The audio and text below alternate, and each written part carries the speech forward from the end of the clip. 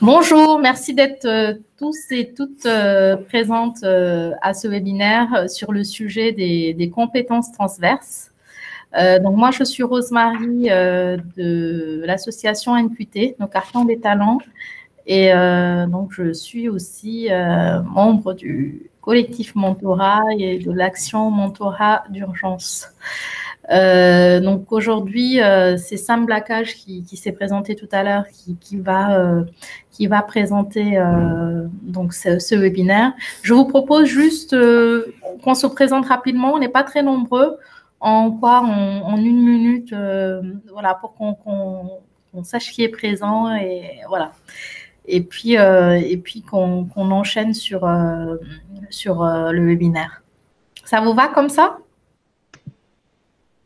Très bien, oui. Donc, Marie, je vous laisse vous présenter. Oui, bonjour alors. Oui, moi je suis... Oh là là, j'ai une mauvaise connexion. Allô, vous m'entendez? Oui. Oui, on vous entend. Ah bon, parce que j'ai une très mauvaise connexion. Je suis en Corse en vacances, en pleine montagne, et la connexion n'est pas bonne. Voilà. Donc, je suis retraitée. Je vais faire du mentorat. Je n'ai pas encore eu quelqu'un pour en faire, mais je vais en faire peut-être en vacances ici maintenant. Voilà. Et j'ai besoin de conseils sur. Super, merci. Sylviane? Bonjour, alors moi je m'appelle Sylviane Aguès, j'ai 57 ans, je suis maman de 4 grands garçons. Je suis malheureusement au chômage depuis le mois de janvier et pareil, je n'ai pas encore eu d'enfants à mentorer et je m'entoure de vos conseils et je suis très heureuse de participer à ces webinaires parce que je trouve qu'ils sont vraiment intéressants et ça nous apprend plein de choses et on a hâte de pouvoir encadrer un enfant. Donc merci. Merci à vous. Corinne?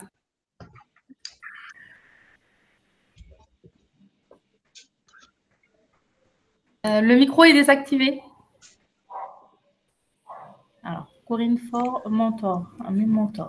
Oui, vous m'entendez? Vous m'entendez? Oui, très bien. Oui, oui. Oui, bonjour. Alors moi, je suis mentor. Je suis à New York. Donc, je fais ça à distance, évidemment. Et moi, j'ai déjà quelqu'un. Je mentor une jeune fille qui est à Lille. Voilà, c'est la magie de la distance. Merci. Laura?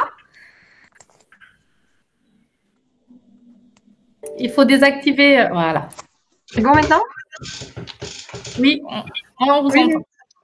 Moi, en fait, je suis menteur. Enfin, ça a été un petit peu compliqué avec mon élève. Mais bon, voilà. Sinon, je suis aussi étudiante et je suis dans un dispositif en tant que... Enfin, en fait, c'est AED en pré-professionnalisation, vraiment. Donc, en fait, je suis 8 heures par semaine dans un collège, voilà, à apprendre le métier de prof, en fait. Hein. Donc, voilà.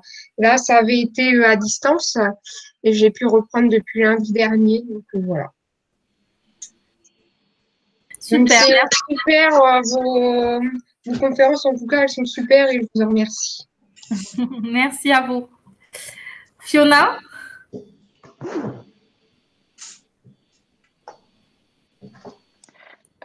Oui, bonjour. Donc moi, je m'appelle Fiona, je travaille avec justement le collectif Mentorat. Et je suis à la FEV, sinon en tant que chargée de mission mentorat. Mais du coup, je vous accompagne pas aujourd'hui. Je suis juste là pour enregistrer la réunion et du coup, je serai plutôt dans l'écoute. Merci. Joël. Alors, est-ce que j'ai parlé? Joël? Oui, vous m'entendez? Est-ce que vous m'entendez? Oui. Oui, on vous entend. Oui, je m'appelle donc Joël Baum, je suis mentor. Je n'ai pas démarré l'accompagnement, mais je crois qu'on vient tout juste de me trouver un enfant, donc ça ne saurait tarder. Voilà, donc je suis à l'écoute de tous les conseils et voilà. Très bien. Merci. Élodie? Bonjour, moi donc Élodie, je suis mentor depuis quasiment le début de l'opération mentorat d'urgence d'une jeune fille qui est en 5e à Nevers et donc à distance et du coup les webinaires chaque semaine me donnent des idées et m'aiguillent un peu sur la façon dont je fais le mentorat avec elle. Voilà. Merci. Yann? Bonjour, donc Yann, j'ai la chance de pouvoir accompagner depuis 1 mois et demi un Roumain de 17 ans qui est en France depuis 2 ans et qui est actuellement en première et qui vient de passer en terminale. Super. Merci Yann. Nelly? Bonjour, Nelly Négri, je suis coach praticienne alors en coaching scolaire et parental et j'ai accompagné une petite fille qui est en CM1 et qui est à Angers et moi je suis dans l'Essonne dans le 91. Voilà. Super. Alors, j'ai normalement Naanka. Oui, bonjour, vous m'entendez? Oui. Oui, oui. Ben, moi, je suis Naanka, je suis étudiante en sciences du langage. Je ne suis pas encore mentor, mais je crois qu'on vient de me trouver un enfant, c'est à Guadeloupe. Ça va être un peu chaud pour l'horaire, mais ça peut aller. Et voilà. Merci Naanka. Sakurazaki.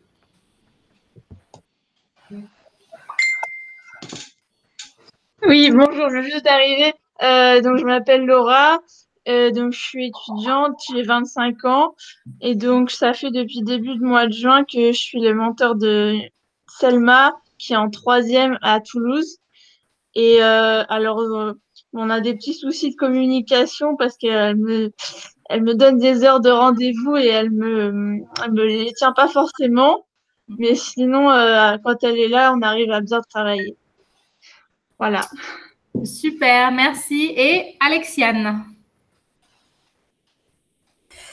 Bonjour à tous, c'est Alexiane. Donc certains d'entre vous, vous me connaissez. Je travaille pour la FEV et je suis chargée de mission mentorat d'urgence. Donc c'est moi, de temps en temps, vous me contactez pour me poser vos questions ou je vous mets en lien avec les binômes. Donc juste, je précise pour Joël et Sylviane. Donc, je vais vous contacter cet après-midi pour la Guadeloupe, donc ne vous inquiétez pas. Après, Madame Choupi, je ne vous trouve pas sur la base de données, donc je vais essayer de régulariser votre situation là tout de suite. Je suis Marie. Oui. Oui, oui, je vous ai juste pas sur la base de données, je ne sais pas pourquoi, donc je vais essayer de trouver le problème. Ah bon? J'assiste à tous les webinaires depuis qu'ils existent. Ah, votre nom de famille. Alors, le temps que Marie réponde, on va un peu vous… Voilà, Sam, je te laisse se présenter. Et puis, vous pourrez poser vos questions dans le chat en direct. Sam vous répondra à vos questions au fur et à mesure. Je le serai de temps en temps pour lui reposer les questions. Et donc, du coup, on va vous mettre une vidéo de présentation pour suivre la conférence et puis que moi, je ferai dérouler au fur et à mesure. Ça vous convient comme ça? Tout à fait. Donc, commençons. Alors, bonjour à toutes et à tous, je suis Sam Bakache, donc directeur du développement et de la communication. Je vais intervenir aujourd'hui sur la question de ces compétences transverses. On verra déjà que la définition est un peu compliquée, ou plutôt trouver un mot. Pour quelqu'un qui fait des sciences du langage, c'est important. Et là aussi, ce sera important de déjà trouver le mot pour identifier quelle est exactement la chose dont on parle. Et on verra que peut-être qu'il y a une difficulté là-dessus. Ah oui, merci Fiona. Et on ne va pas vous projeter une vidéo de présentation, mais plutôt un PowerPoint qu'on avait préparé il y a quelque temps. Voilà.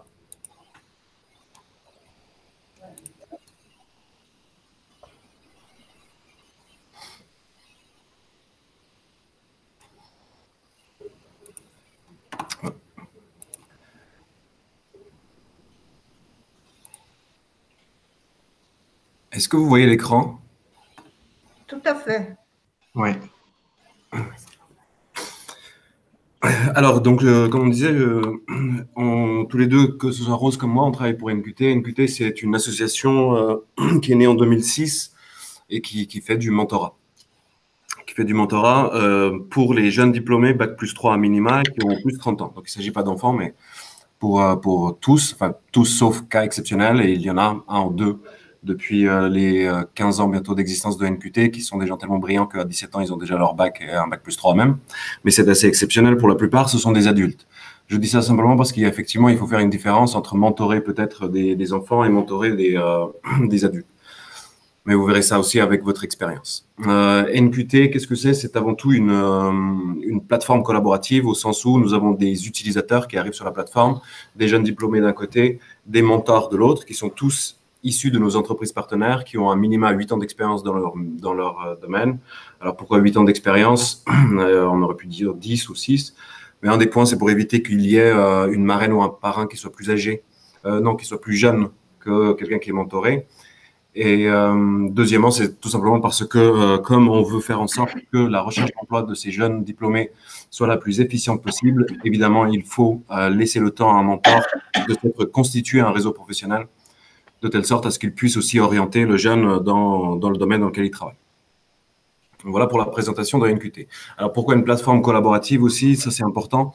Dans la notion de plateforme collaborative, donc c'est une espèce d'espace dans lequel nous avons des utilisateurs qui viennent apporter leur contribution. Si ça va de soi que lorsqu'un mentor arrive sur NQT, il y a une contribution qui est apportée.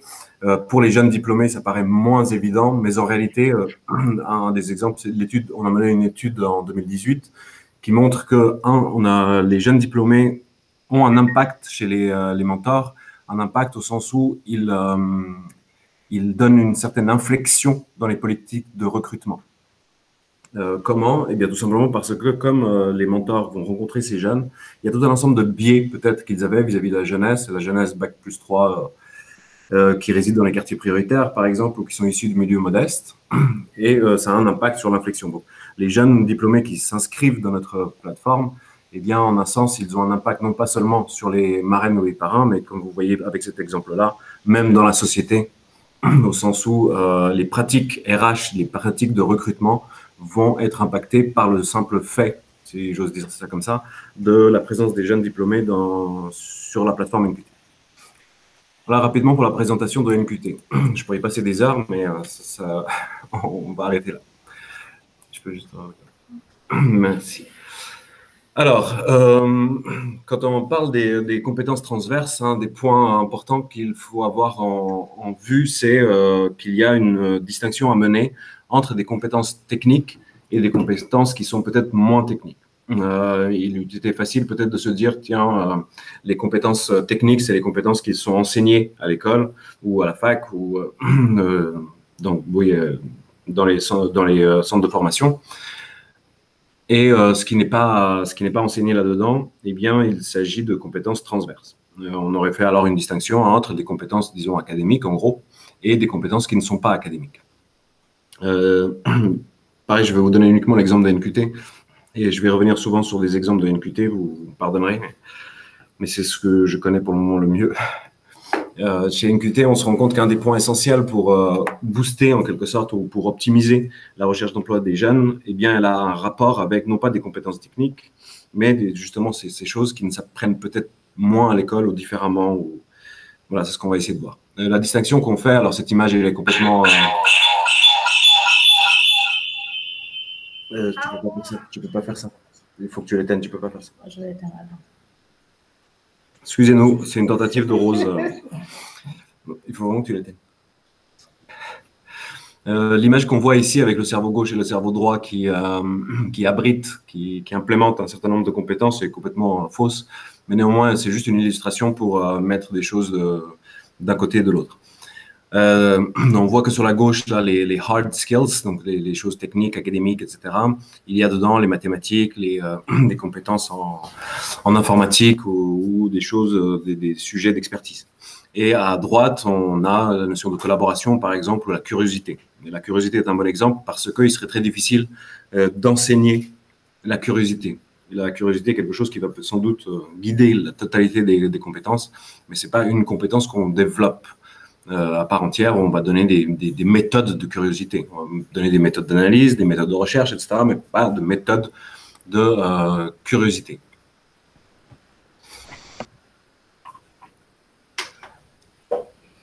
Voilà pour ce petit point.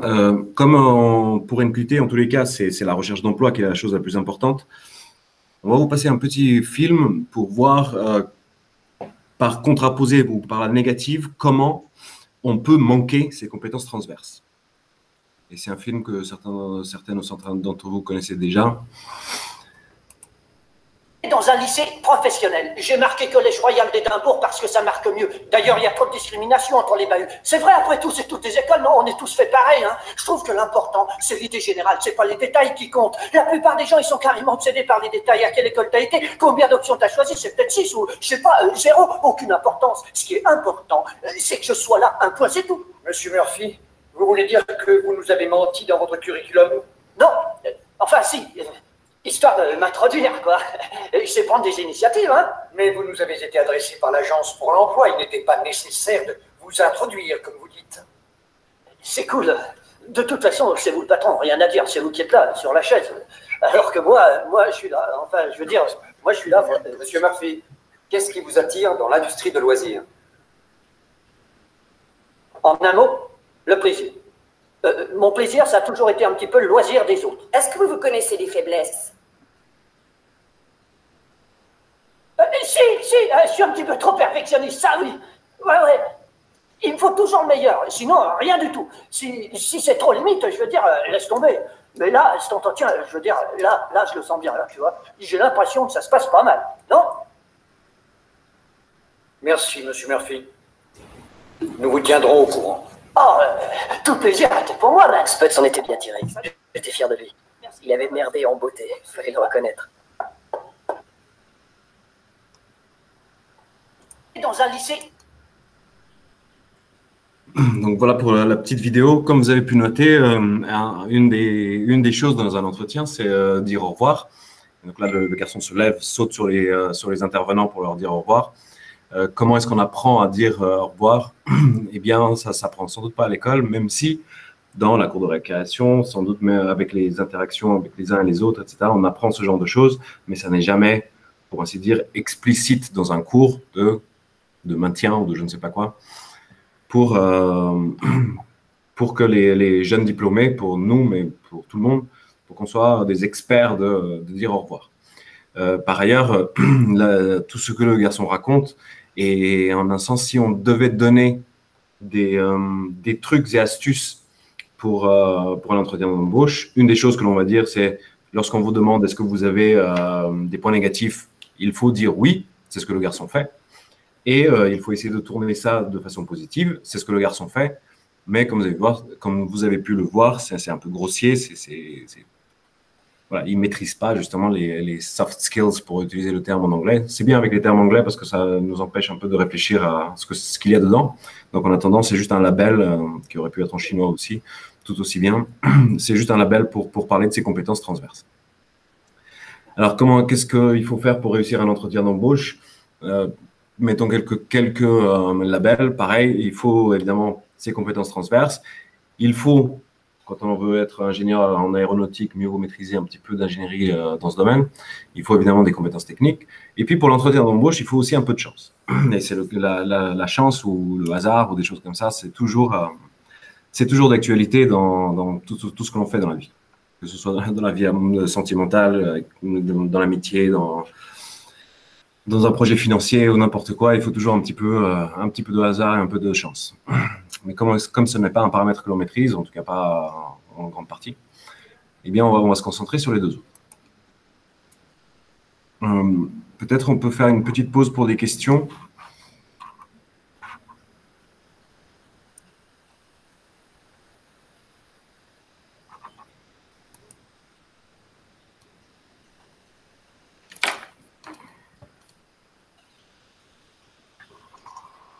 Est-ce que vous avez des questions jusque-là?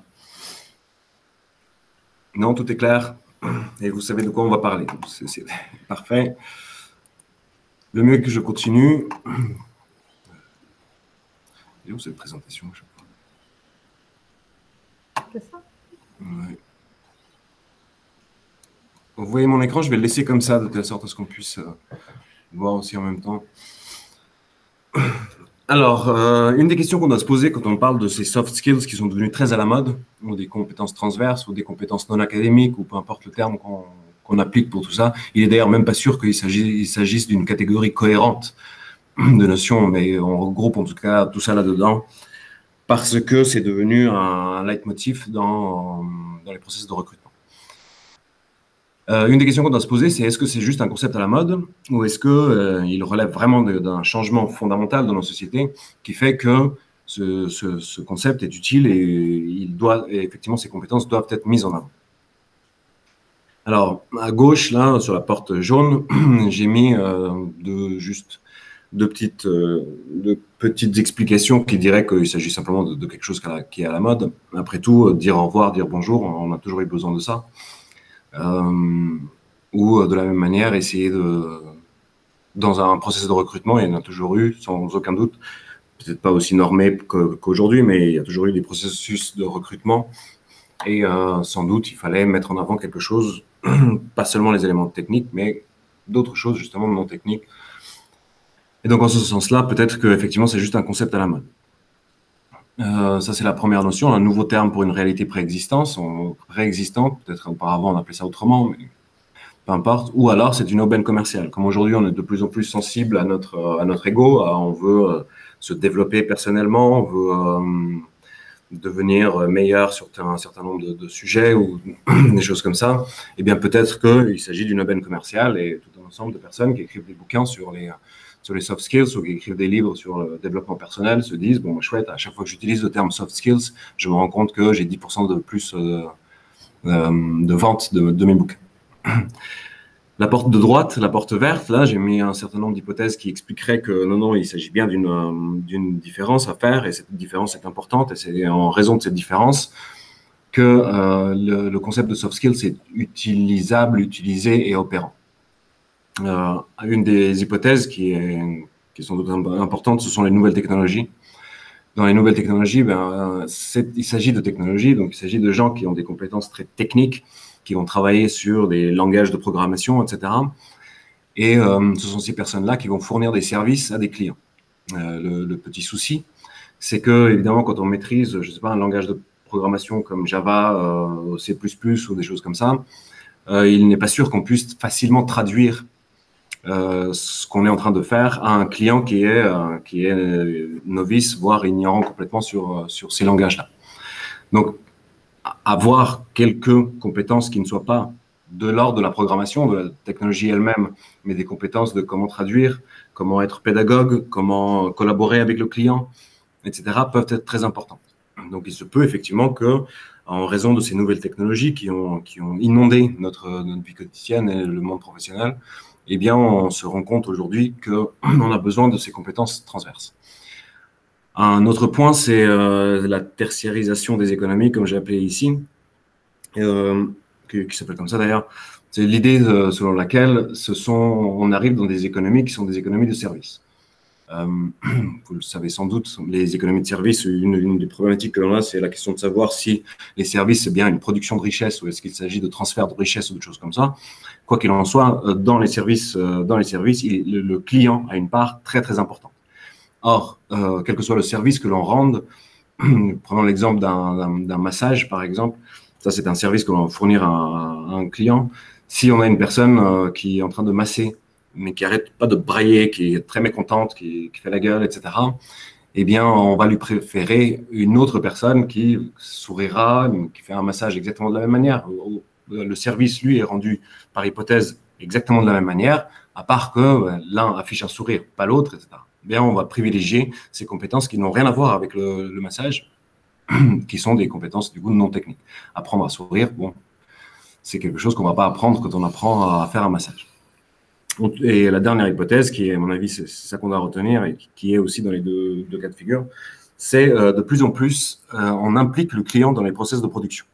C'est un facteur important. Alors, il y a une façon un peu marketing de dire on implique le client dans les processus de fabrication. Là, l'idée que l'exemple qui me vient, c'est une société qui s'appelle Made.com, que vous connaissez sans doute, qui fait du mobilier. Eh bien, eux, chaque année, ils mettent un certain nombre de meubles au vote des clients.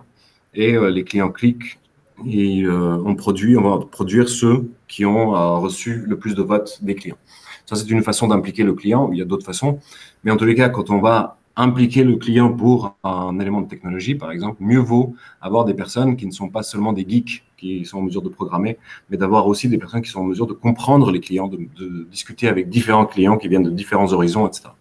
Donc, je pense que ça, c'est important. Effectivement, l'implication du client est fondamentale et cette implication du client, c'est ça qui, à mon avis, fait qu'aujourd'hui, les soft skills sont très importantes dans les départements de RH. Mais ça ne veut pas dire que toutes les autres hypothèses sont à jeter immédiatement. Il y a sans doute aussi quelque chose comme un peu de mode, un peu d'aubaine commerciale qu'on va utiliser.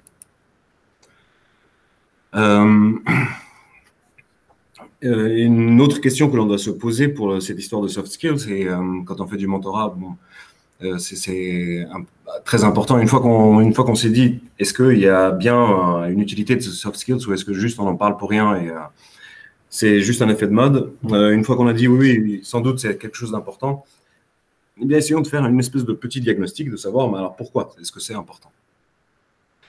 Une des hypothèses là, que vous voyez sur cette image, c'est l'éloignement du couple formation-emploi. Éloignement, enfin je ne sais pas si c'est une procédure d'éloignement du couple, mais en tous les cas, formation-emploi sont de plus en plus et de moins en moins paradoxalement décorrélés.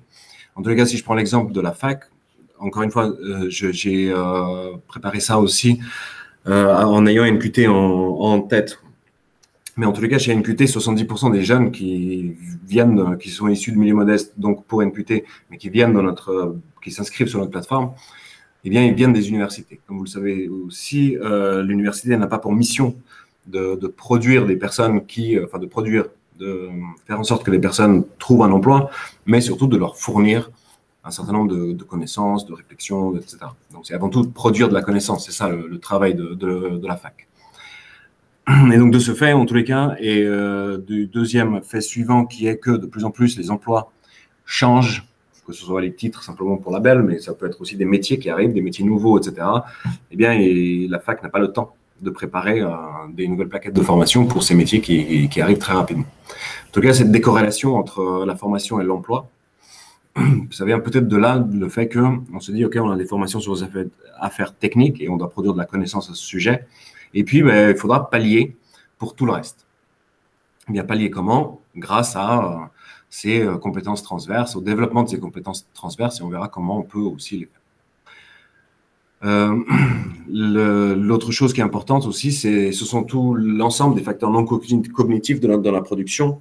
Ça, c'est un terme un peu barbare pour dire simplement la chose suivante. Par exemple, chez NQT, on a une machine à café et on produit, mais c'est le cas aussi à la fac, pour avoir travaillé quelques années à la fac, on produit beaucoup de choses autour de la machine à café. Et ce sont des facteurs qui sont non cognitifs, c'est-à-dire je ne suis pas posé devant mon papier ou devant mon ordinateur ou devant mes logiciels pour essayer de produire quelque chose pour NQT, mais simplement en discutant avec une collègue ou un collègue de telle ou telle chose, hop, il me vient une idée ou il nous vient une idée qu'on développe, et puis à partir de la machine à café en quelque sorte, donc un lieu qui est pas du tout là pour produire quoi que ce soit, mais qui est simplement pour nous faire un petit café et qu'on passe un moment de détente. Et bien dans ce moment de détente, c'est ça que j'ai appelé le facteur non cognitif, et bien dans ce moment de détente, il peut se produire des choses très importantes. Et les employeurs ont pris conscience de ça, et donc ayant pris conscience de ça, autour de la machine à café, il est sûr qu'il est préférable d'avoir une personne qui sourit, qui rigole et qui est très sympathique, plutôt que d'avoir quelqu'un qui est désagréable, qu'on n'a pas envie de croiser et qu'on épie pour savoir s'il est autour de la machine à café pour y aller ou pas. L'autre point qui est important, encore une fois, hein, j'ai pris tout ça avec la perspective de l'employeur. C'est comme, encore une fois, obsédé par NQT, j'ai préparé tout ça pour NQT aussi. Mais ça peut être important aussi pour les jeunes, voilà, pour comment dire ça, attirer leur attention sur le fait qu'il y a des choses qui ne sont pas de l'ordre technique, précisément, et qui vont faire que leur carrière sera réussie ou pas. L'autre point important, c'est la valorisation des attributs non filtrés par les diplômes. Alors, ça, ce sont des choses très connues que j'ai tournées ici en version, on va dire, marché de l'emploi. Mais ce sont des choses très connues dans les années 60-70. Des sociologues se sont posé la question de savoir comment est-ce qu'on fait pour évaluer à l'école, comment est-ce qu'on fait pour évaluer une dissertation, par exemple. Et un des points qui avait été marqué, tout ça, si ça vous intéresse, ça s'appelle la docimologie, c'est-à-dire l'étude de l'évaluation elle-même. Et on s'est posé la question suivante, c'est on prend deux résultats de dissertation. Là, en l'occurrence, c'était une dissertation pour des mathématiques, par exemple, ou de la sociologie. Et on se rend compte que parfois, on valorise des attributs qui ne sont pas filtrés. C'est-à-dire, en mathématiques, on a besoin d'avoir juste la réponse mathématique, ainsi que le raisonnement qui aboutit à cette réponse. Eh bien, pour les mêmes réponses, on aura une valorisation qui sera sur la formulation de la conclusion, qui sera sur la reformulation du problème de départ, etc. C'est tout un ensemble de choses qu'on n'avait pas demandé, mais que l'on valorise. Et donc, on va donner une meilleure note à une personne qui a très bien reformulé le problème, qui a très bien formulé la conclusion, alors que, pourtant, c'est exactement la même chose que l'autre qui, lui, a reformulé de manière un peu maladroite, etc.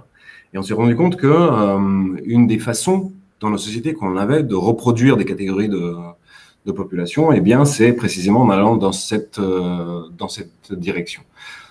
En philosophie, c'est très, très marqué. Lorsqu'on a une personne qui fait une dissertation, combien même son raisonnement serait parfait, s'il n'a pas le vocabulaire qu'il faut, s'il n'a pas le bon tempo dans son écriture, etc., eh bien, on va mettre une note qui est moindre. Alors, bien entendu, ce n'est pas explicite. Ce sont des biais que l'on a. Mais en tous les cas, cette valorisation inconsciente, implicite, peu importe comment on la catégorise, cette valorisation des attributs qui ne sont pas filtrés d'ordinaire par les examens ou par les diplômes, eh bien, devient pour les employeurs quelque chose de fondamental. Et encore une fois, sans doute parce que aujourd'hui, le client, pour tous les employeurs, le client va être important et on préfère lui présenter quelqu'un qui soit présentable. Un autre point aussi qui est fondamental et qui est un peu bizarre aussi en même temps, c'est que notre époque peut-être assume cette reproduction des inégalités sociales. Ça prendrait des heures et des heures pour en discuter, mais c'était une hypothèse à la fois provocante aussi. L'idée, c'est la suivante.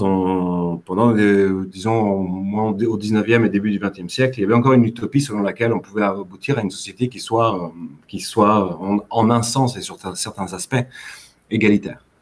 Le modèle de cette égalité a été, bien sûr, l'égalité devant les droits, d'abord. Et on s'est dit, mais peut-être qu'on pourrait avoir une sorte d'égalité sur ces questions-là. Et ce qui nous importe, et ce qui a importé aussi toutes les sociétés, c'est l'égalité des chances. L'idée, c'était la suivante. On a un gamin, peu importe son origine sociale, selon le parcours qu'il va mener à l'école, c'est l'école qui va prendre en charge et reconnaître ses compétences et ses talents. Aujourd'hui, bon, peut-être qu'on a assumé le fait qu'il y aurait cette reproduction des inégalités sociales et on dit attention, attention, pour qu'il y ait cette reproduction des inégalités sociales, c'est essentiellement quelque chose qui est non technique, qui sera important. Et donc, de ce fait, eh bien, développer ces compétences non techniques si vous voulez gommer votre origine sociale, si vous voulez réussir dans telle ou telle chose où la plupart des gens qui viennent, ce sont des personnes issues de milieux non modestes, etc. Donc voilà, c'est juste un ensemble d'hypothèses, de diagnostics. Il y en aurait sans doute d'autres et il y aurait encore plein de choses à dire. Mais ça donne aussi quelques pistes de réflexion sur pourquoi est-ce que ces compétences transverses sont si importantes.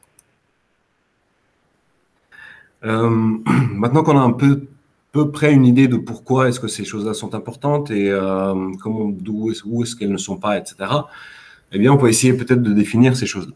Donc, on a parlé de compétences transversales, j'ai parlé aussi de compétences non académiques ou non techniques, etc. Et un des symptômes de cette bizarrerie de soft skills en français, elle est marquée par le fait que la définition est nécessairement négative. Alors, une définition négative, eh bien, elle essaye d'identifier ce dont on parle en disant ce n'est pas ceci ou ce n'est pas cela. Ce qu'il y a derrière le nom, c'est important parce qu'évidemment, c'est tout ce qui n'a pas académique, mais évidemment, une chaise n'est pas non plus une compétence académique. Donc, c'est un mauvais exemple parce qu'une chaise n'est pas du tout une compétence du tout. Mais voilà. En tous les cas, ce que je veux dire par là, c'est que quand on a une définition négative, il est difficile de savoir exactement ce dont on parle. Mais parlons juste de la compétence. C'est une autorité, j'ai pris la définition du dictionnaire, là, une autorité conférée au jugement ou à la décision d'une personne sur un sujet académique ou pas donné. Eh bien, comme vous voyez, c'est une autorité conférée au jugement d'abord. Et donc là, ce dont on parle, c'est qu'il s'agit de quelque chose qui est explicite, qui est conceptualisé, etc. Ou à la décision d'une personne sur un sujet donné. Il n'est pas sûr que ce dont on parle, à savoir les compétences transverses ou les non académiques, soit de l'ordre du jugement de la décision. De la décision, on pourrait à la limite plus facilement discuter, mais du jugement, savoir comment on dit au revoir n'a rien à voir avec un jugement. On ne demande pas à quelqu'un d'être expert de dire au revoir parce qu'il a bien conceptualisé tout ça et il est en mesure d'en parler. Mais en revanche, on parle d'un expert qui sait dire au revoir simplement parce qu'il sait le faire. À la limite, là, ça pourrait être peut-être une décision. C'est-à-dire, quand la personne s'approche, elle sait exactement quand approcher la main droite ou quand faire la bise et quand ne pas faire la bise, etc. Ce genre de choses. Ou quand ne pas du tout amorter la main. Par exemple, je pense à dire bonjour au Japon. Il semblerait qu'au Japon, on ne serre pas la main aussi facilement. Ou en Corée du Sud. Voilà. Mais quoi qu'il en soit, il est difficile de savoir si ces compétences transverses sont vraiment de l'ordre de la compétence. C'était un peu ça que je voulais donner, c'est-à-dire moins de vous donner une définition que de dire, attention, peut-être qu'il s'agit encore d'autre chose. Il s'agit peut-être de compétences au sens de savoir-faire. Savoir se positionner sur sa chaise, savoir quand marquer une pause lorsqu'on est en train de parler, quand insister sur un mot pour lui donner un peu plus d'importance que les autres, ou quand sourire, etc.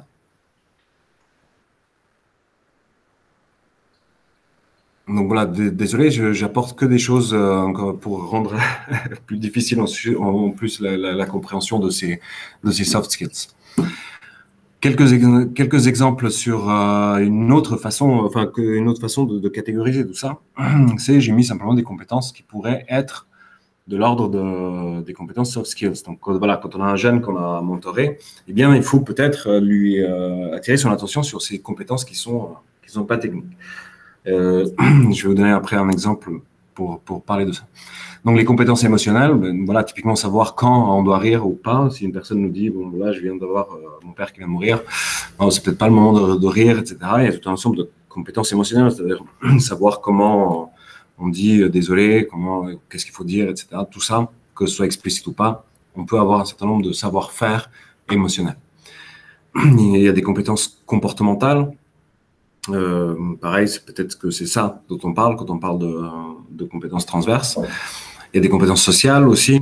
Et le point, à mon avis, le plus marquant de ces choses-là, ce sont l'ensemble des compétences esthétiques qui sont nécessaires, qui ne sont pas du tout dans les facteurs de production ordinairement, en tout cas pas considérés comme tels, et qui vont être très importantes. Je vous donne un exemple.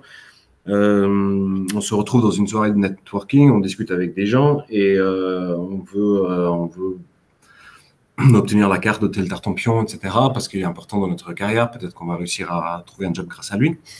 Eh bien, il se peut que nos compétences sur toutes les questions esthétiques, savoir ce qui est beau, ce qui n'est pas beau, ou du moins savoir pointer du doigt ce qui est beau, ce qui n'est pas beau, parler je sais pas, de Van Gogh ou autre, quand bien même on essaierait de trouver un job sur un domaine qui n'a rien à voir avec l'esthétique de prime abord, eh bien, être en mesure d'avoir un jugement, une autorité de jugement là-dessus, ou du moins être en mesure de savoir ce qui vaut la peine ou pas en termes esthétiques, ça peut être important et c'est parfois ça qui fait la différence entre une personne qu'on va embaucher et une personne qu'on ne va pas embaucher. Voilà, mais encore une fois, c'est juste des esquisses de ce que pourraient être ces compétences transverses. Alors, là, c'est une façon donc vous connaissez sans doute tous Kant. Et quand j'ai écrit ici expérience et réflexion, c'est un peu en ayant en tête Kant. Pour Kant, justement, il y a les notions de concept qui doivent être là et l'expérience. Et il nous dit, bon, les concepts sans expérience sont vides et l'expérience sans concept est complètement aveugle. Donc voilà. Et pour les compétences transverses aussi, il faut d'un autre côté en prendre conscience, savoir quand est-ce qu'on dit bonjour ou au revoir, quand est-ce qu'on présente la main pour serrer la main ou pas. Mais savoir tout ça, si on ne l'a pas fait, c'est vide. Et le faire tout le temps, etc., sans avoir un peu d'expérience, c'est peut-être aveugle. Et dès qu'on va se retrouver dans une situation où il ne faut pas faire ça, hop, on va tomber dans leur sujet, on va faire précisément ce qu'il ne faut pas. Alors, où est-ce qu'on peut apprendre tout ça et essayer de le faire? Une des façons, c'est évidemment de se mettre en danger et systématiquement d'éprouver ces choses-là. Je ne sais pas, je suis timide et je ne parviens pas à discuter avec des gens sans que quelqu'un m'ait introduit ou sans que on m'ait donné la parole ou des choses comme ça. Eh bien, je vais simplement me confronter à la problématique. Je vais aller à des soirées de networking, je vais aller à des cafés sociaux, je ne sais plus comment ça s'appelle ces trucs, mais voilà, c'est ces cafés où on est obligé de discuter avec des gens. Ça, c'est une façon un peu peut-être violente, mais c'est une façon de lever la timidité. Et une autre manière aussi, c'est l'enseignement académique. Alors, l'enseignement académique va donner essentiellement tous les concepts qui sont autour des compétences transverses. Par exemple, je ne sais pas, on veut savoir exactement comment l'émotion fonctionne, comment est-ce que on reconnaît la tristesse chez autrui, etc. Bon, il est sûr que les sciences cognitives, ça peut nous apporter, ou la psychologie dans un sens large, peut nous apporter un certain nombre d'éléments de réponse. Mais ça ne veut pas dire qu'on maîtrisera ces notions. Une autre façon de le faire, c'est simplement de prendre un bouquin, effectivement, de participer de tout ce business de développement personnel et de se former soi-même.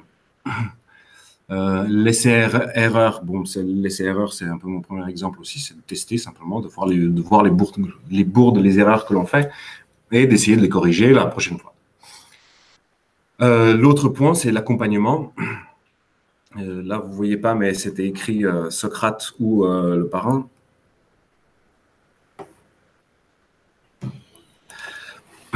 Voilà, là, c'est une bonne manière. Pourquoi? Parce que dans la relation qui est à un avec le mentor et le mentoré, ou c'était le cas de Socrate aussi, qui dans les discussions avait toujours un rapport avec une seule personne, eh bien, on a le temps de pointer du doigt et d'essayer de corriger chacun des éléments qui ne fonctionnent pas. Que ce soit, par exemple, pour donner un exemple de chez NQT encore, une personne qui cherchait un travail en communication se pointe à un rendez-vous avec sa marraine, qui l'accueille dans son entreprise et il arrive en tongs avec un Bermuda. Et pensant par là que quand on travaille dans la communication, on est un peu plus détendu. Bon, l'idée était bonne, mais c'était peut-être un peu trop en Bermuda et en tongs, quoi. Donc, voilà une autre façon d'apprendre tout ça. Donc, ce dernier exemple, il est aussi important parce que voilà, quand le jeune me disait « Non mais on travaille dans la communication, donc nécessairement il faut qu'on soit un peu plus détendu et c'est ça que je voulais exprimer », et il n'a pas tort, c'est-à-dire il a les concepts. Effectivement, tout le raisonnement il est un peu correct. Il n'est pas biaisé. Le souci, c'est qu'il faut aussi tenir compte de l'entreprise dans laquelle il allait. C'est-à-dire qu'il allait sans doute pas dans une start-up qui venait de naître, mais qu'il était dans une grosse boîte qui existe depuis 50 ans, etc. Donc, il n'avait pas pris tout le contexte. Donc, il avait la réflexion qu'il allait avec, mais il n'avait pas l'expérience de cette entreprise. Alors, où est-ce qu'on peut trouver de la formation à ce sujet? C'est ce que j'ai appelé ici l'écosystème des soft skills, c'est-à-dire à qui on peut s'adresser pour développer ses compétences. Vous en tant que mentor, peut-être que vous allez vous retrouver avec une jeune ou un jeune qui ne maîtrise pas du tout certains codes, qui ne fait pas du tout certaines choses qu'il faudrait et qui est pourtant très simple à l'acquérir. Bien, il existe un écosystème qui est assez important. Déjà dans les entreprises, il y a des formations, il y a ce qu'on est en train de faire là maintenant, peut-être aussi. Il existe des institutions pareilles qui font ce genre de choses, mais, et c'est ce que je mets un peu plus bas, les compétences transverses sont et relèvent de la responsabilité personnelle. Et l'écosystème des soft skills à ce sujet, je crois qu'on le trouve un peu partout, si tant est qu'on ait le regard affûté ou du moins qu'on ait une attention rivée là-dessus. Et là, c'est pour ça que j'écris films, des livres, formations, etc. Même quand on fait une formation, on sait, on apprend des choses. On vient de rencontrer une personne, hop, au moment où on lui dit bonjour, etc. On peut, si on fait attention à notre façon de faire, à la façon de faire d'autrui, on peut très rapidement apprendre des choses qui sont des compétences non techniques et pourtant qui sont fondamentales. Donc voilà, il existe un écosystème des soft skills, il existe même dans la rue. Même quand on va dans un supermarché, dans une boulangerie, on dit bonjour, bonjour madame, ou bonjour monsieur. C'est aussi, en un sens, une façon d'apprendre ces soft skills. Un dernier petit point, mais là encore une fois pour soulever les difficultés, et ça c'était aussi pour les enfants. Quand on doit mentorer des enfants, on a une difficulté aujourd'hui à l'école et qui a été marquée par, je vous conseille le livre d'un certain Ruven Ogien, qui est mort maintenant. Ruven Ogien écrit un livre très provocateur dont le titre est « La guerre aux pauvres commence à l'école ». Et pourquoi il parle de ça? C'est tout simplement parce qu'à un moment donné, il avait été question, c'est Payon, je crois, le ministre, qui voulait absolument qu'il y ait une sorte d'éducation morale à l'école. Et quand on parle d'éducation morale, eh bien peut-être que c'est ce qu'on essayait d'identifier, c'est effectivement ces compétences transverses. Et d'avoir un enseignement de ces compétences transverses est paru important à Payon. Pardon. Et apparu important à Payon, et donc c'est ce contre quoi voulait lutter Ruven Ogien. C'est un peu la fonction peut-être de l'école, c'est d'inculquer les valeurs morales, et donc quand on entend par valeurs morales les compétences transverses, peut-être que c'est de ça dont il s'agit. Pourquoi est-ce que l'école devrait faire ça? Parce que peut-être l'école, c'est ce qui va cimenter une société, et donc fabriquer des citoyens qui sont en mesure de faire tourner cette société-là. L'autre fonction de l'école, c'est préparer à une place dans la division sociale du travail. Et évidemment, là c'est à dessein que j'ai présenté les choses comme ça, c'est qu'en réalité, fabriquer des citoyens libres, il n'est pas sûr ni que ce soit très important ou nécessaire qu'on leur inculque des valeurs morales. Peut-être que fabriquer des citoyens libres n'est simplement que de fournir les outils conceptuels d'analyse et qu'il relève de la responsabilité de chacun d'utiliser ces outils d'analyse, etc. Donc voilà, ça c'est deux fonctions de l'école. Comme vous voyez plus bas, Hannah Arendt, là, dans la citation, elle se met complètement en défaut. Elle va dans le sens de Ruven Ogien aussi, quand il dit la guerre aux pauvres commence à l'école. Donc elle dit ceci, Hannah Arendt, il faudrait bien comprendre que le rôle de l'école est d'apprendre aux enfants ce qu'est le monde. Et c'est important, c'est vraiment de ce qu'est le monde, et non pas leur inculquer l'art de vivre. Sa formule, l'art de vivre, c'est peut-être ça que l'on essaie d'identifier par des compétences transverses ou soft skills ou des choses comme ça. Juste pour vous donner un exemple aussi de l'art de vivre, il y a certaines choses qui relèvent de l'art de vivre à une époque et qui n'en relèvent plus à une autre époque. Qui relèvent de compétences techniques à un moment donné et qui ne sont plus des compétences techniques à un autre moment. Je donne l'exemple de l'écriture. Eh bien, écrire au XIIe siècle était peut-être très important et surtout, c'était une compétence hautement valorisée. Aujourd'hui, la plupart, je dis bien la plupart, hein, sans doute, évidemment, il y a des gens qui ne savent pas écrire.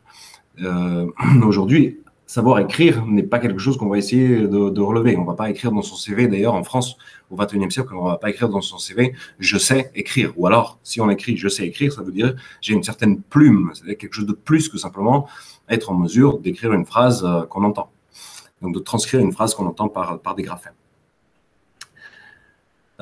Et ce dilemme-là de l'apprentissage, mais il n'est pas sûr non plus que nos sociétés se soient décidées sur la question de savoir est-ce qu'à l'école on doit inculquer des valeurs ou est-ce qu'on doit apprendre aux gens ce qu'est le monde ou est-ce qu'encore on doit préparer des gens à une place dans la division sociale du travail. Donc on vers des gens qui vont trouver un job. Ce que je retiens de tout ce que j'ai raconté jusqu'ici, et peut-être c'est un peu le conseil que je pourrais donner aux mentors et aux mentors que vous êtes, c'est que malgré tout, on a beau réfléchir à ces questions-là dans tous les sens, les soft skills, ces compétences transverses, si on ne les trouve pas, si on ne les apprend pas à l'école et si elles ne sont pas filtrées par des diplômes, etc., eh bien, ça se termine par dire, bon, il faut que ce soit une démarche personnelle. Et cette démarche personnelle, elle peut être d'entrée de jeu dès le plus jeune âge. Elle peut être, comment dire ça, insufflée chez les enfants.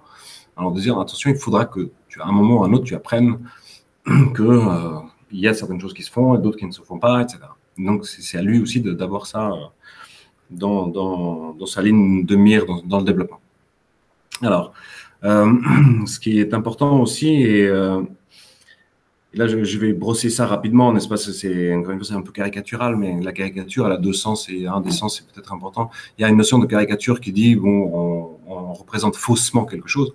Et une notion de caricature qui est peut-être un peu plus juste, c'est de dire, ça représente faussement, mais ça souligne précisément la chose qui identifie le mieux ce que ça représente.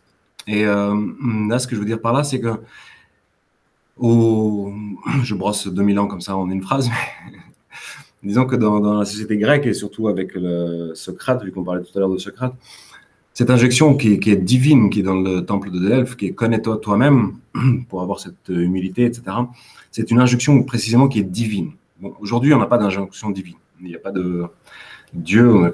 Bien sûr, la place de la religion a toujours une place, etc., mais en tant que démarche personnelle, ce n'est pas Dieu qui va nous imposer de développer les compétences transverses.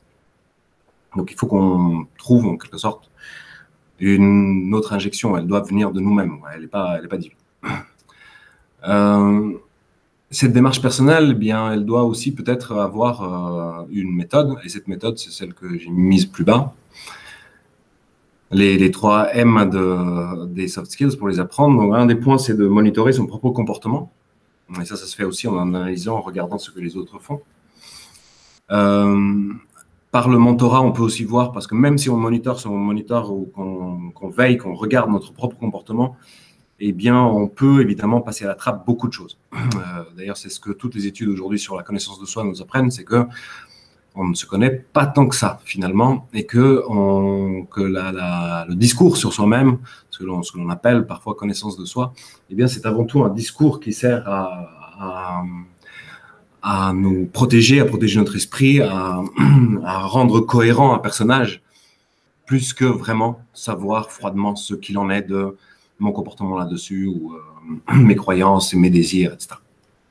En tous les cas, voilà, un mentor ou une personne, ça peut être un ami, ça peut être un regard extérieur sur nous-mêmes.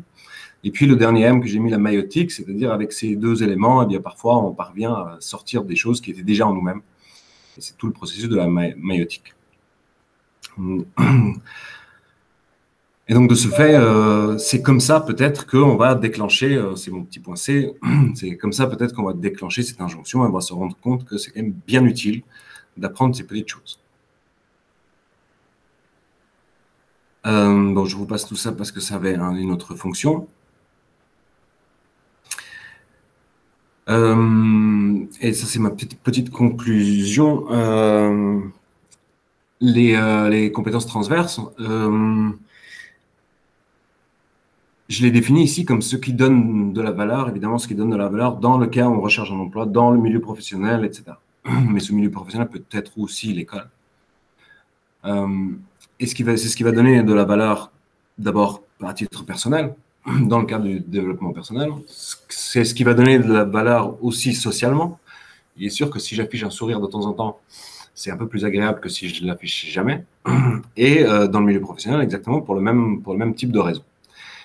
Et pour une conclusion un petit peu provocante là aussi, est-ce que ce n'est pas ça, après tout, une façon de moraliser le monde?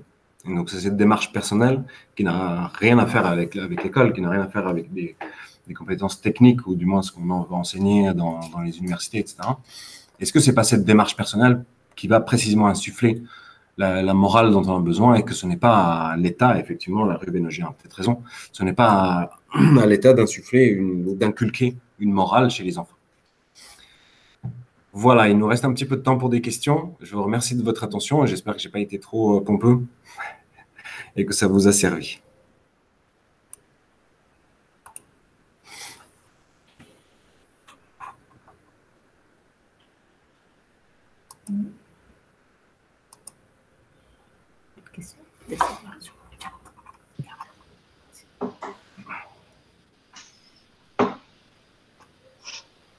Bonjour. Je ne sais pas si on peut poser les questions à l'oral. Oui, allez-y. Super. Donc Yann, merci pour le retour. Vraiment intéressant. Donc, ce que j'entends, c'est que ce que vous avez présenté, donc c'est à destination de futurs professionnels, en tout cas de Bac plus 3, moins de 30 ans, donc déjà des enfants un peu, on va dire, armés culturellement ou intellectuellement, si on peut le dire comme ça. Enfin, en tout cas avec un savoir-faire. Pour des jeunes, donc lycéens en construction, est-ce que selon vous, on peut utiliser les mêmes outils? Est-ce qu'il faut les adapter, notamment des lycéens qui sont peut-être pas aussi, en tout cas qui sur leur savoir-faire sont, ou en tout cas sont, on va dire, sont sur des schémas de construction encore un peu plus éloignés. Alors, je suis désolé, ma question n'est pas très claire, mais alors, si on le dit, en le disant plus simplement, est-ce que vous auriez une recommandation sur des outils qui seraient adaptés à des jeunes, des lycéens? Et voilà. Oui, non, mais je comprends tout à fait votre question. Effectivement, ça s'adresse à un public qui est déjà informé et qui est dans une procédure de recrutement dans des domaines et dans des qualifications un peu plus élevées qu'un lycéen, c'est sûr. C'est ce que j'ai essayé de faire en donnant l'exemple de toujours saluer, dire bonjour, de donner la main, etc. C'est peut-être que c'est plus facile à comprendre. Prenons un cas d'un lycéen, nous on s'occupe des quartiers prioritaires de la ville, et quand on va en bas des tours, si je peux dire ça comme ça, les jeunes, oui, ça y est, je suis vieux, les jeunes ont des façons de se saluer qui diffèrent grandement d'une façon de se saluer dans une entreprise. Peut-être que je pense, plutôt que de dire non, c'est pas comme ça qu'il faut le faire, parce que ça, ce serait inculquer de la morale immédiatement, c'est juste d'attirer l'attention sur ces jeunes, sur le fait qu'il y a des comportements qui sont différents et que ces comportements-là, il faut s'y adapter. Lorsque je vais en bas des tours, je prends ça complètement de manière caricaturale, mais si je vais en bas des tours et je veux serrer la main à quelqu'un et qu'il y a un jeune qui tape sur ma main, etc., ça va faire rire tous ses potes. Pourquoi? Parce que précisément, je n'ai pas réussi, moi, à m'intégrer à un certain type de comportement. Et je pense que ça, alors je ne sais pas si c'est comme ça qu'il faut le dire, hein, comme ça qu'il faut attirer leur attention, mais en tout cas, ça, je pense que c'est très facilement compréhensible pour des lycéens. C'est-à-dire, plutôt que de partir sur le fait que ce qu'il faut maîtriser, c'est l'introduction d'une conversation, c'est plutôt de leur dire, regardez, quand vous saluez vos amis, ce que vous faites, et regardez quand, dans un milieu professionnel, dans une entreprise, on se salue, voilà ce que l'on fait. Et ça ne veut pas dire que l'un est faux et l'autre est juste, c'est pas du tout ça, précisément, c'est le propos peut-être même de la morale. C'est que c'est juste des comportements différents et il faut maîtriser les deux si on veut évoluer dans un environnement ou dans un autre. Peut-être c'est surtout ça qu'il faut essayer d'attirer, sur quoi il faut attirer l'attention des jeunes lycéens, comme vous dites. Mais effectivement, la question est très intéressante et je crois aussi que l'erreur consisterait à partir de là où ils doivent arriver et leur dire, bon, c'est ça qu'il faut essayer de mimer. C'est plutôt de partir de ce qu'eux font et de pointer du doigt que ce qu'ils sont en train de faire eh bien, parfois, c'est éloigné de ce à quoi ils veulent aboutir. Mais ça ne veut pas dire qu'ils doivent abandonner leur façon de dire bonjour en bas des tours, ou je sais pas, à leurs amis ou des choses comme ça. C'est simplement, eh bien, comment dire ça, on a dans notre bagage, en quelque sorte, de comportement transverse, et bien, parfois, il y a des façons très différentes de dire bonjour, de dire au revoir, et que ça ne veut pas dire qu'il faut en abandonner certaines, mais on va les utiliser. Il y a un autre point aussi qui est important, peut-être, et pour les lycéens, c'est encore, ce sera très vite remarqué, c'est lorsque les jeunes se disent, ou même nous, même en tant qu'adultes, on fait ce genre de choses parfois, c'est quand on dit à quelqu'un bonjour, est-ce que ça va? Et évidemment, c'est une espèce de prolifération de mots comme ça qui est complètement vide, parce que quand on pose la question est-ce que ça va, on ne veut pas une réponse, c'est juste l'introduction de la conversation. Et on dit bonjour, ça va, hop, on passe au suivant, bonjour, ça va, hop, on passe au suivant, bonjour, ça va, etc. Ces mots n'ont pas leur sens ordinaire, c'est-à-dire ce n'est pas est-ce que tu vas bien, et que c'est ça que ça veut dire. Non, c'est simplement une marque du langage pour dire coucou, je t'ai vu, on s'est vu, très bien, maintenant on peut commencer à converser.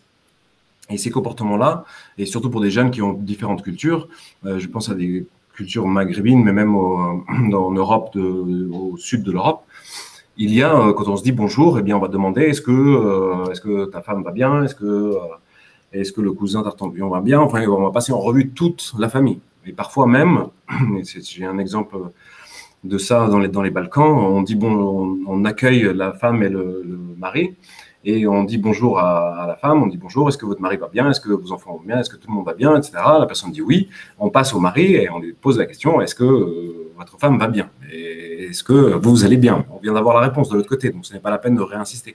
Eh bien, peu importe, c'est comme ça que ça se passe. Et je pense que les jeunes, essentiellement les lycéens dont on parle, c'est ceux-là, c'est-à-dire ceux qui sont issus de milieux modestes, souvent aussi, ils ont plusieurs cultures, et peut-être que c'est ça, la meilleure façon de leur dire ces schèmes de comportement qui sont différents, ces compétences transverses qui sont différentes. Et bien évidemment, il n'est pas question de dire où il faut abandonner l'un pour prendre l'autre.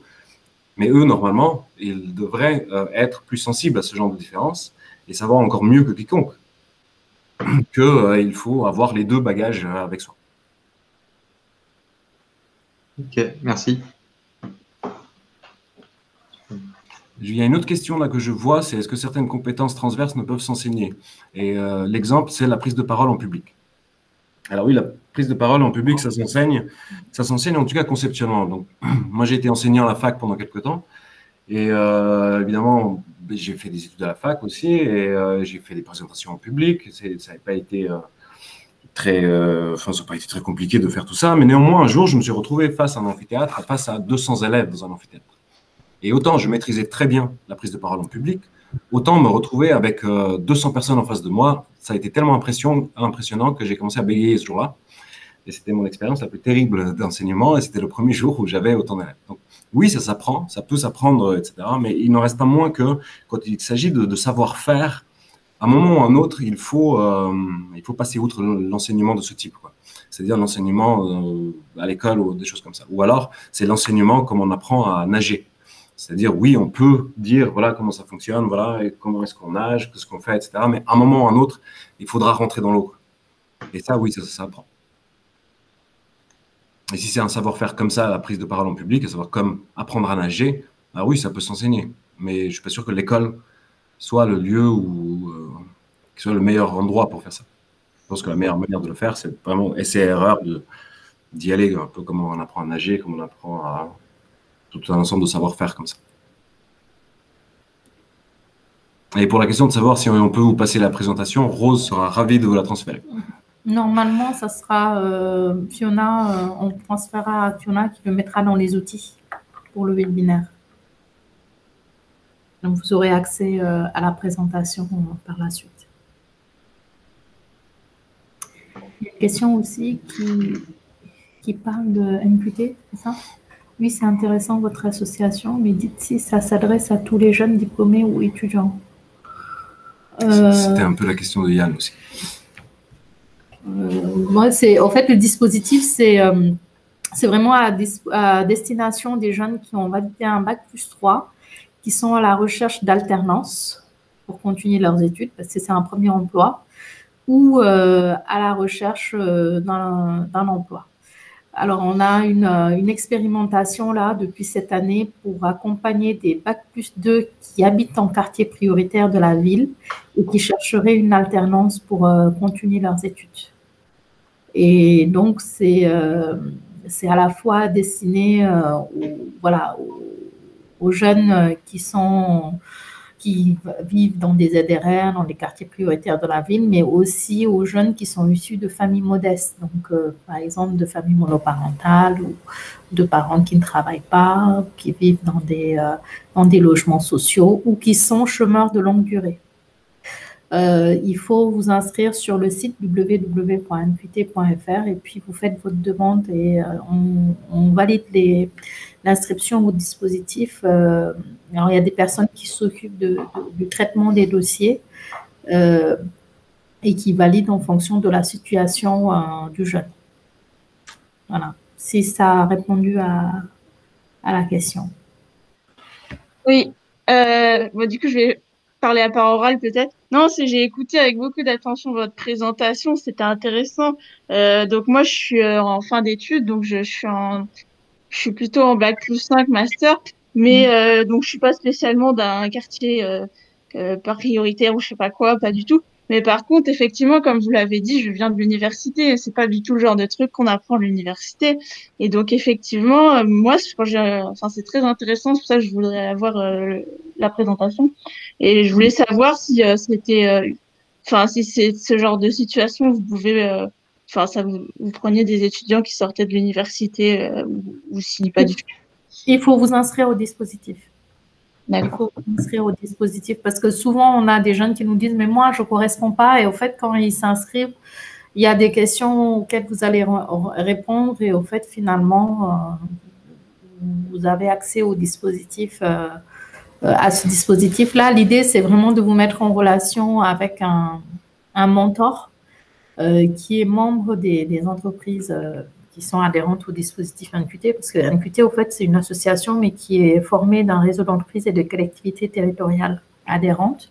Et donc, vous êtes parrainé par domaine de compétences. Et à côté de tout ce qui est mentoring, donc parrainage personnalisé, vous avez des outils qui sont mis en place pour développer vos compétences transverses, notamment en langue, notamment des tests de comportement. Voilà, il y a tout un type de dispositifs de services qui sont mis à disposition gratuitement pour vous permettre de développer ces compétences-là, parce qu'en fait, les compétences transverses, il faut aussi les travailler. C'est ce que Sam ressortait depuis tout à l'heure, c'est-à-dire on ne les a pas forcément innées, mais c'est quelque chose qu'on apprend à travers des expériences de la vie et ça commence déjà dès le collège par les compétences de base. Alors, j'en ai une tout à l'heure qui s'est présentée qui me disait, mais en fait, l'assiduité, c'est quelque chose qui s'apprend.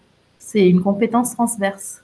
Arriver en retard à un entretien d'embauche, ben, ça peut vous faire rater le poste, même si vous avez toutes les compétences pour.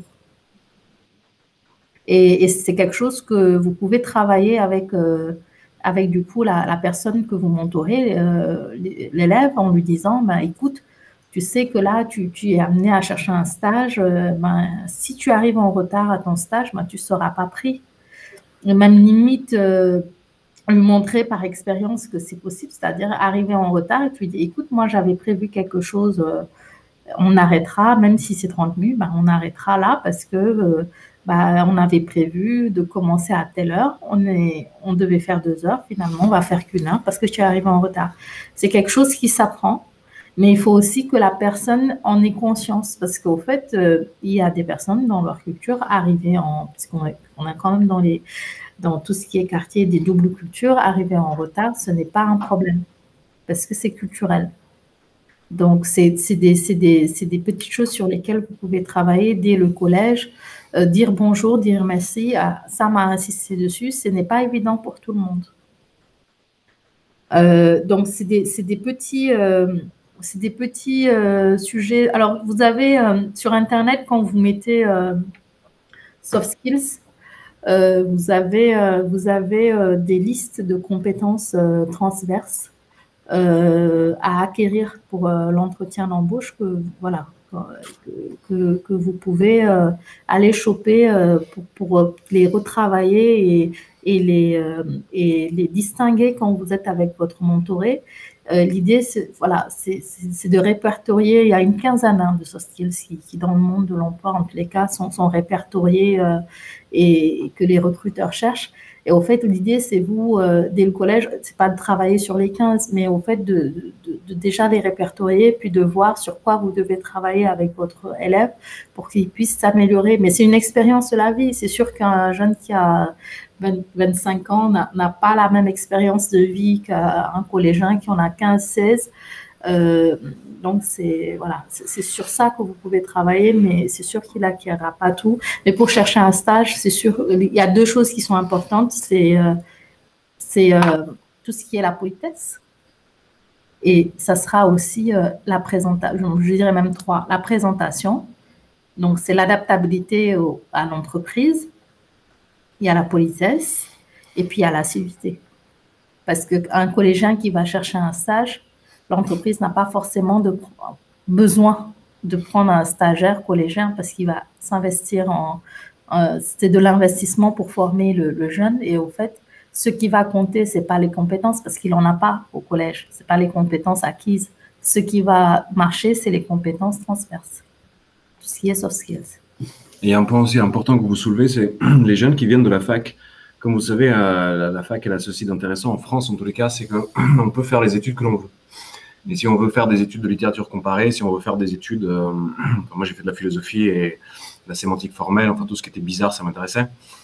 Eh bien, une fois qu'on a terminé ça, c'est très difficile de trouver un emploi. Eh bien, une des façons de trouver un emploi, c'est précisément de développer un certain nombre de compétences transverses.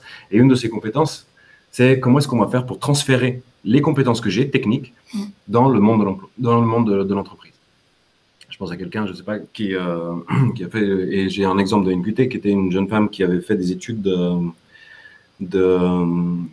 pour les jeux vidéo. En fait, elle maîtrisait les ombres des personnages dans les jeux vidéo, c'est essentiellement ça qu'elle faisait.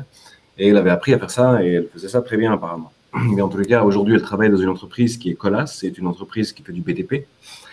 Eh bien, ce qui s'est passé, c'est que ces compétences qui étaient en termes d'ombre, qui sont quand même capables de mettre en scène de manière très très forte des personnages en 2 dimensions, eh bien, sont aujourd'hui utilisées pour présenter des projets de construction BTP, etc. Et donc cette dame, cette jeune femme, elle a transféré les compétences qu'elle avait dans les jeux vidéo aujourd'hui pour faire des projets, des plaquettes de projets d'envergure assez importante dans le BTP. Donc ça, c'est important. Pareil, quand on fait de la littérature comparée, à coup sûr, on peut transférer ses compétences ailleurs, etc. Et cette notion de transférer des compétences, eh bien, c'est peut-être pour la question des jeunes qui sont lycéens ou plus jeunes encore. Eh bien, ils ont acquis un certain nombre de compétences avec leurs parents qui ont peut-être d'autres cultures, etc. Eh bien, c'est ça qu'il faut essayer de leur faire comprendre aussi. C'est que, comme ils l'ont déjà fait, c'est peut-être plus facile pour eux de transférer leurs compétences acquises ailleurs dans d'autres domaines. De toute façon, ils doivent le faire. Ils disent bonjour à leurs amis en bas des tours, peut-être d'une certaine façon. Ils disent bonjour à leur famille quand ils retournent dans la famille dans leur famille, on va dire, dans notre pays, d'une autre culture, etc. Et donc, eux, ils font ça assez régulièrement. Ils s'adaptent à plein de situations. Donc, il faut simplement qu'ils continuent à faire ce qu'ils savent très bien faire par ailleurs. Est-ce qu'il y a d'autres questions? Et pour la question de la ponctualité, là, sur la question de la ponctualité, typiquement en Suisse, je suis suisse et je connais un petit peu le pays. La ponctualité est tellement importante que non seulement, évidemment, arriver en retard est rédhibitoire, mais surtout que contrairement en France, par exemple, on a une fâcheuse tendance, et je fais pareil, c'est que je ne pars jamais à l'heure. Donc, NQT, on travaille de 9h à 18h. Eh bien, moi, à 19h30, je peux être encore là. Eh bien, en Suisse, c'est très mal vu de partir à 19h ou 19h30. Pourquoi? Parce qu'on se dit, mais on a mal géré son temps. Soit c'est un problème du manager qui est au-dessus de moi, qui ne parvient pas à esquisser correctement les ressources qu'il a en place, etc. Soit c'est moi qui ne suis pas en mesure de gérer mon temps dans une journée, de faire les choses qu'il y a à faire dans la journée. Eh bien, là où en France, c'est pas du tout un problème, je peux rester jusqu'à 22h, personne ne va me dire non, il faut absolument partir. En Suisse, c'est très mal vu. Et donc ça, pareil, la ponctualité, c'était c'est un point très, très difficile. De la même manière, en France, quand on voit si on est invité à un dîner chez des amis et on nous dit, vous pouvez venir à partir de 20h, il faut prendre littéralement à partir de 20h. C'est pas à 20h pile où on sonne à la porte, quoi. Mais on doit se laisser cette petite marge de 30 minutes, de 15 minutes. Et en tant que Suisse, eh bien, au début, quand je suis arrivé en France, j'ai eu des problèmes de ponctualité, au sens où j'étais à l'heure à un dîner, alors que ça ne se faisait pas du tout. Et la personne n'avait pas encore terminé les éléments, n'avait pas encore préparé la table, enfin, voilà. Et c'était mal poli de ma part. Sauf que, j'ai simplement importé un comportement d'un endroit à un autre, et puis, bon, ça passait mal, quoi. Donc, effectivement, je suis passé pour la personne un peu mal polie. J'ai appris entre-temps, parce que quelqu'un a osé pointer du doigt le fait que je venais systématiquement à l'heure et que ça ne se faisait pas. Laura qui veut prendre la parole. Oui, Laura, on t'écoute. C'est Laura Dubrul, oui. Oui, en fait, je voulais dégager quelque chose d'une expérience personnelle, en fait. Alors moi, comme je disais, je suis étudiante à la fac et en fait, j'ai un contrat dans un collège.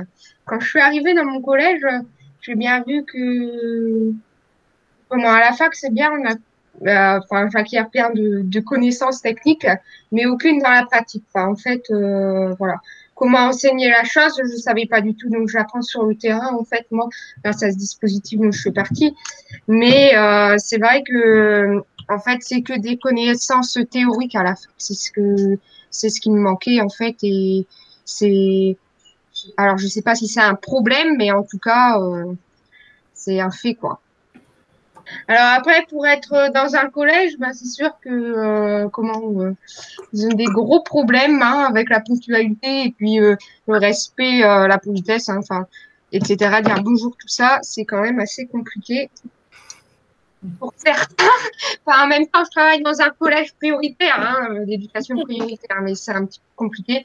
Et ça a été aussi le cas avec la personne que j'accompagnais dans le cadre du mentorat d'urgence, c'est qu'il me pose un lapin à peu près une fois sur deux, on va dire, à la moitié du temps. Donc voilà, il n'est pas là, etc.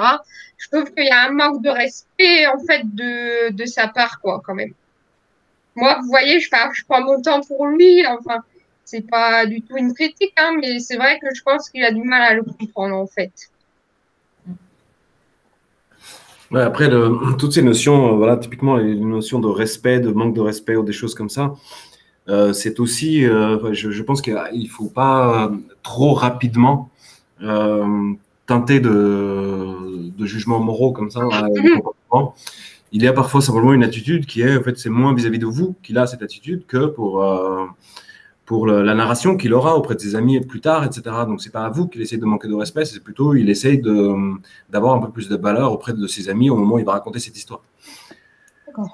Vous voyez, il faut voir un peu tout ça dans toutes les perspectives. Je suis pas sûr que c'est pas. Je pense, en tout cas, c'est juste un conseil que je donne. Il faut peut-être pas tout de suite teinter de morale à un comportement quel qu'il soit. Et puis, peut-être qu'il n'en a pas conscience, au fait. Oui, je pense qu'en fait, c'est plutôt voilà, il n'en a pas conscience. Je pense que c'est pas vis-à-vis de moi, mais bon, c'est peut-être son comportement général, quoi. Après, je me dis, c'est vrai que, moi, je le vois à la fac, j'ai beaucoup de camarades qui arrivent en retard et, mes profs détestent ça. J'ai des profs qui détestent ça et c'est vrai que ils sont quasiment plus acceptés en cours, mais c'est vrai, quand le prof doit recommencer 10 fois la même chose au début du cours, je comprends que ça peut être gonflant, quoi. Par contre, j'ai un conseil, oui, pour vos profs. En tout cas, c'est ce que je faisais et mes élèves étaient tout le temps à l'heure. C'est qu'à partir du moment où il était l'heure de début du cours, je fermais la porte et puis l'histoire était réglée. Je vous assure qu'au bout de la 3e fois, personne n'était en retard. Oui, c'est ça, parce qu'il y a un moment donné où ça devient quand même un peu compliqué, je veux dire. Merci pour votre conseil, en tout cas. Est-ce qu'il y a d'autres souhaits d'intervention? Non. Est-ce qu'il y a des humeurs? Non plus?